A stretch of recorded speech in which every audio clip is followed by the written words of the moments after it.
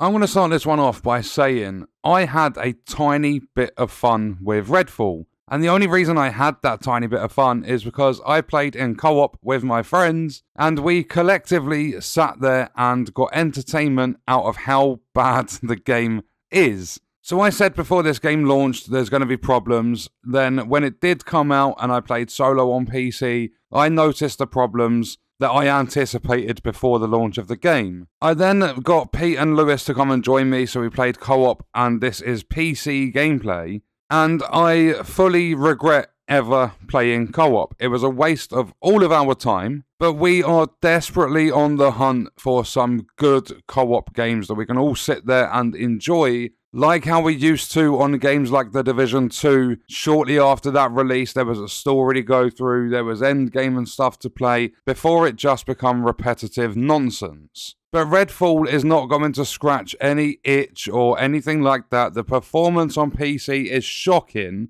and that goes across like pretty much any PC configuration. One of the reasons I believe that's happening is because they are underutilizing your GPU. Lewis likes to track all the stats and see how his frame rate and stuff is going. He was dipping below 40 FPS, and he noticed that his GPU never had a high percentage of usage. So this game doesn't use the resources that it should, the hardware that it should, and I believe that's part of the reason why the game is underperforming in terms of its performance. But it's not just the odd bit of stutter, the odd frame drop here and there. It happens all the time in this game. And I mean, there was, in the first 45 minutes of playing solo on PC, there were about 3 or 4 times where my game just completely froze for a few seconds. And that continued to happen in co-op, but the experience was even worse in co-op than what it was in single player or solo. I'm going to say solo because there is nothing single player experience about this game. But we did notice a lot of co-op specific issues with this one, like T-posing and glitching through the floor as your friends are just trying to move around. From their perspective, they're just walking around or running around normally, and then on your end of things, you get to see them looking as though they're crouching, and they're just bouncing up and down as they're moving around. And it's ridiculous with those sorts of issues. The T-posing was starting to happen more and more as we got further into the game. We sat there, we like slogged our way through about 3 or 4 hours worth of gameplay. And technical issues are the same in co-op as they are in solo, but in co-op you're also going to face disconnections. Lewis disconnected from the game, like his entire game just fully crashed at one point. I've been dropping to probably about 20 FPS, Lewis was about 40, and Pete never really commented, but like he didn't specify how low his frames felt or anything like that, but he was getting the issues as well. So there's disconnections, there's crashes,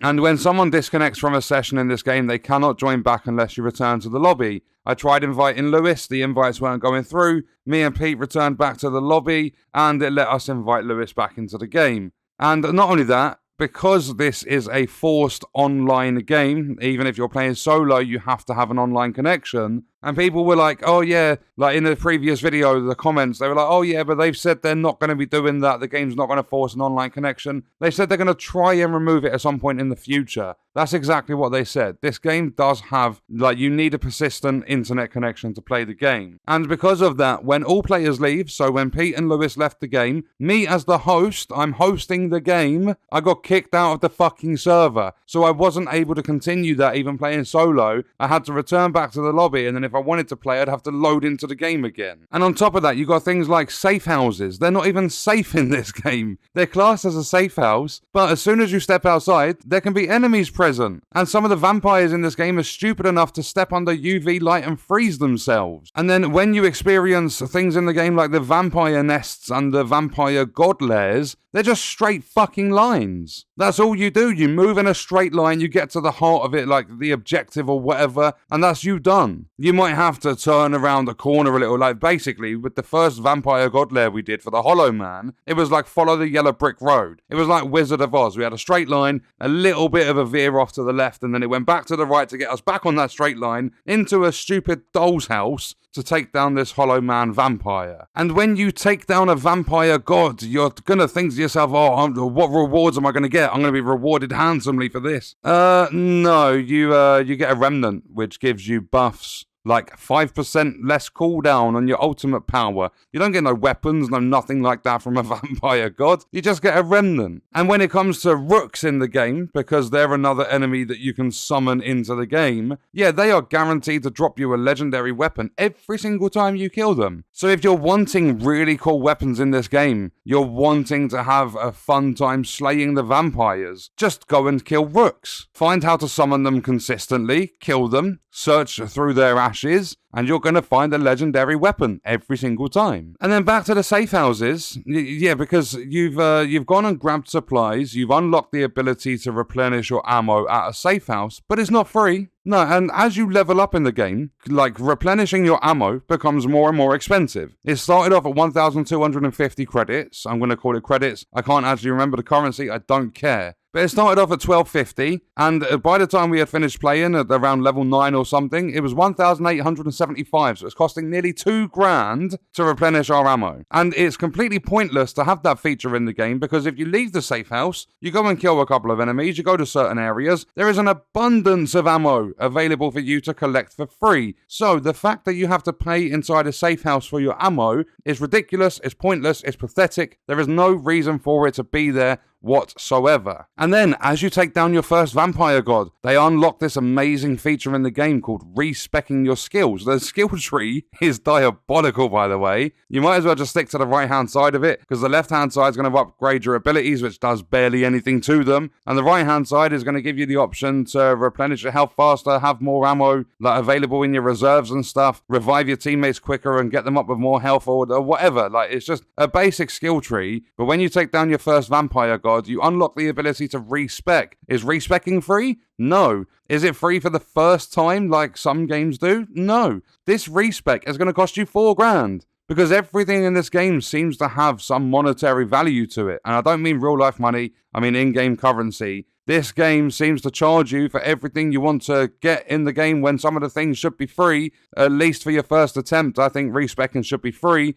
And the ammo in the safe house, you've gone out and you've grabbed the supplies, you've unlocked that ability, don't charge money for it, especially when ammo is in. Like, it is really, really abundant in this game. You get ammo from everywhere. And not only that, another issue with the game is when you're on a mission, you're picking up things like wedding rings and chemicals and stuff that are worth money or currency in the game. They are automatically converted to money. There's nowhere to sell them or anything like that. But the problem with it is half of them bug out and you can't actually pick them up. So it's frustrating. You go into a house, you find, I don't know, 4 lots of bleach that I kind of wanted to pour into my eyeballs and down my throat after playing this game. Yeah, you find them and it will let you pick 2 of them up, but the other 2, no, you can't touch them because they've bugged out for some reason. You can then go and pick other things up in the local area or whatever, but you can't pick that specific one up. And then you leave the area, you go back and, oh, you're allowed to pick it up now. It must be on some sort of cooldown to let you interact with objects. And talking of interaction, there's a lot of stuff you can't interact with in this game, and then there's stupid stuff that you can. You can flush a toilet in this game. You can use the sink in this game, which has absolutely no meaning to it, by the way. And then also there's this part where we had to make it back to this boat in the, like, what's supposed to be the middle of the ocean. We had to make it back there to go and do something to unlock the first rook out of the lighthouse, blah, blah, blah, so on and so forth. We got there and there were a couple of little kids rides and you could interact with them. They played music and they kind of like lifted themselves up and down. And yeah, we had fun with that for about 2 seconds.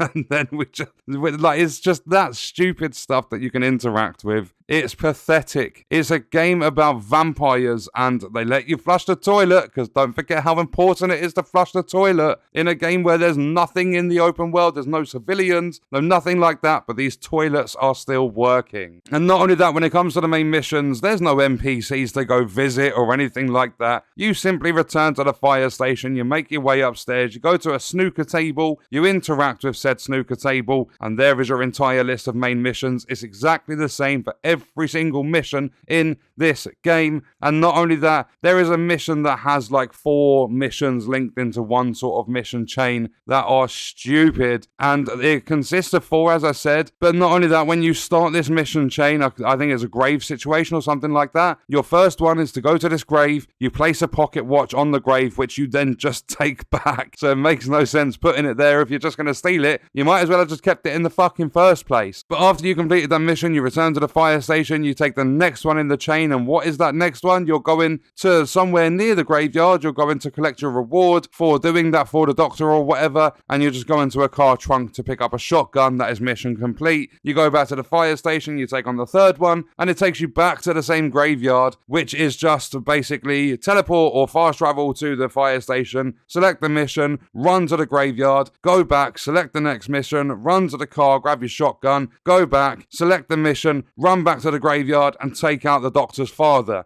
It's pathetic. The stupidity of these missions, the chains, how they work, and everything like that is it's pointless. This game makes no sense whatsoever. This game, they are charging on Steam £60 for you to purchase. Yes, I know it's on Game Pass, but that's not the point. If everyone starts using the excuse, oh yeah, but it's available on Game Pass, then the quality of Game Pass is going to get even worse than it already is. Game Pass overall is a fantastic subscription service, but a lot of the AAA games, and some of the smaller games as well, that get put onto Game Pass have terrible quality, and it's just going to continue to get worse and worse and worse to the point where we're getting no good games on Game Pass because everybody just says, I've not had to pay full price for this game, I played it on Game Pass. It's just an excuse. It's a subscription service. That should not be the reason that you're trying out games. Like, obviously, try them or whatever if you want to play the game, but it should not be an excuse when you've tried a bad game that, oh, I didn't have to pay full price for it. It doesn't matter to me. Because this game's available on Steam.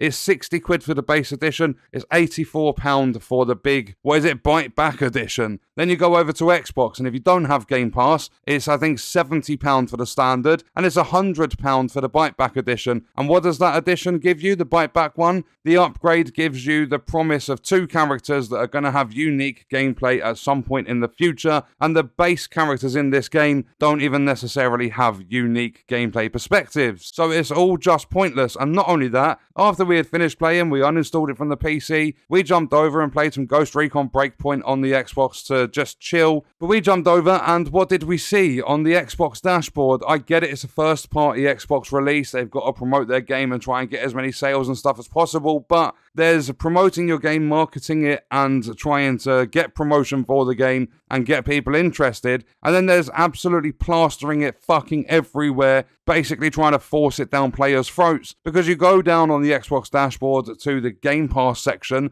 and it's every single tile in that section. Redfall, buy this game now, or download this game with Game Pass, and Redfall, this is the Bite Back upgrade, and Redfall, this is the new controllers we've released, and Redfall, this is some merch that you can stick on your avatar for your Xbox for the game, and then not only that, later on you go up to where My Games and Apps and stuff is, and where you load all your recent apps from, and it's all over there as well. They've plastered it everywhere all over Xbox trying to promote this game, and it's the worst release we've had in 2023. And that's objectively, that's not subjective. This game has terrible performance on the PC. This game is horrible to play in co-op. There's no fun you're going to have in this game whatsoever. The open world is so bland, boring, dead, dull, lifeless, soulless, whatever you want to call it. There is nothing to it. And guess what? You're playing a vampire hunting game, and there are way more humans to kill than there are vampires. I think in the 3 or 4 hours we played,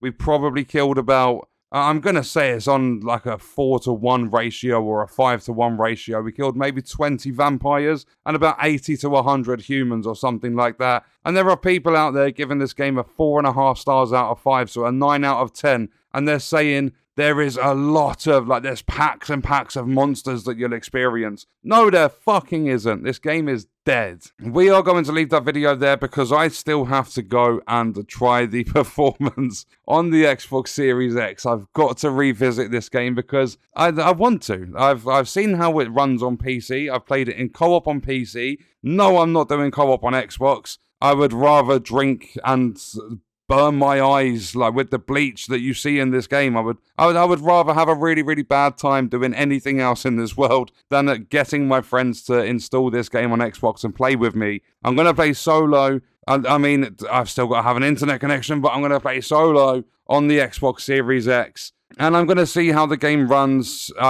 In that video, I won't be commenting on the gameplay because I've said it in this video, I said it in my previous video, based on the experience I've had. And I'm not playing any more than 4 hours. I don't plan to complete this game that's going to cost you 60, 70 quid that lasts for about 12 hours, even if you dip your toes in side content. I'm going to more than likely play for about 45 minutes, maybe an hour, see how the frame rate holds and everything like that. And it's more than likely going to run a lot better than PC because, you know, developers and publishers nowadays don't really make PC games anymore in the AAA space. They're all console games with shitty PC ports. But that's it for this video. I hope you enjoyed this rant. Let me know your thoughts and stuff about Redfall in the comments, even if you disagree. If you're enjoying the game, that's your personal preference, your personal opinion. I'm happy to hear it all. So let me know your thoughts about the game in the comments, and check out this video if you want to see other content on the channel. I will see you in the next one. I hope you guys enjoyed it. Thank you for watching.